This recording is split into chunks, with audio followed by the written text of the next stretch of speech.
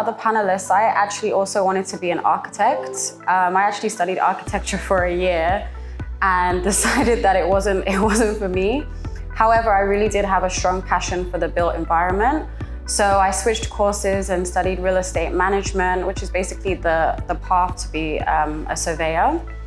I think also one of the other panelists recommended that people should get an internship. I also strongly recommend that because I also had an internship at Cushman & Wakefield in London before I relocated back to Nigeria.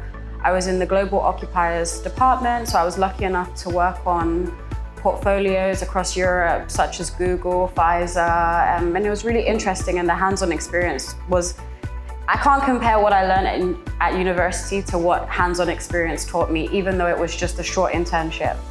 So that internship really gave me some clarity on what exactly I wanted to do in the real estate market. However, I did want to work in a more emerging country because I felt like the UK was a little bit saturated and it would be harder for me to excel fast. So then I moved to Nigeria and I essentially kind of got my dream job here at Echo Atlantic. I say my dream job because, Echo Atlantic is almost like a blank canvas.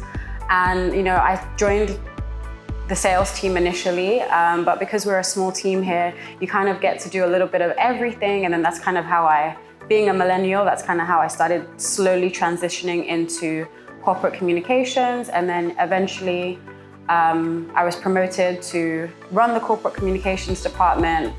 And that, in a nutshell, that's how I got to be where I am today.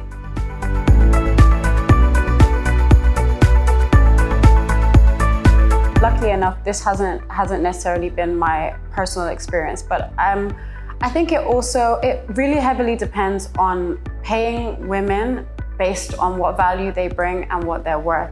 I think when you pay women, you don't pay women the same as men. That's why they find themselves in this position of vulnerability where they feel like they have to, or they're more susceptible to, maybe they go for an interview and they're not given that fair chance in the interview. That's where people start to offer other things on the table. And, we see a lot, for me, I learned a lot of things about Nigerian culture from Nollywood. And we would see these things in Nollywood played out, but it was the reality of what women go through, where you go for an interview and the guy asks to sleep with you to help you get the job, or you have a boss who makes sexual advances at you, or inappropriate comments, or you look good, or all these tiny little things. And I think it's really important for organizations to have a really strong HR department that women can actually go to and make complaints, and those complaints are taken seriously. I think it's also important, like where you have a group of women in an office, to look out for each other. Like if you notice these kind of things, like with the other women that are in my department, I take them, especially younger women who are younger than me, I try to take them under my wing. So I know that nothing like that is gonna happen on my watch. Do you know what I mean? If it happens to me, I have to deal with it, but nobody underneath me is gonna go through that unless, that's something that, they choose to do, or that's their line, that's their way of going about climbing up the corporate ladder. But I think also it works both ways. Like grooming happens for males as well. It's not a gender specific issue. I think a lot of issues that we're trying to make women issues are not actually women issues. They are the issues that face both sexes. Just like when we talk about women competing with other women in the office environment, just like that. I don't think it's necessarily just a female issue. I think even men are finding themselves in this economy trying to seal a deal by having drinks with their boss, and it goes both ways, and it's a sense of morality, and it needs to be tackled on a wider level. But yeah, I mean, being your sister's keeper, it's a difficult question, but I hope I've been able to answer it to some extent. First of all, I would say, considering the population that we have in Nigeria, people shouldn't be turned away from engaging with real estate because of their age. The biggest demographic that people will be marketing very shortly will be the massive youth population that we have in Nigeria today. So I don't think there's any reason why young people should count themselves out.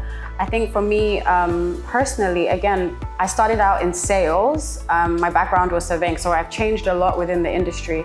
However, I think being a millennial, being someone that was very active on social media, like I can't take away from the impact social media has had on my career, because I was able to leverage it in my corporate life. And actually I got a lot of criticism for that at the beginning. A lot of people felt like, why are you showcasing your 9 to 5? This was like, social media wasn't really at that stage. Social media was seen as something very personal. Either you're selling something or you're selling yourself.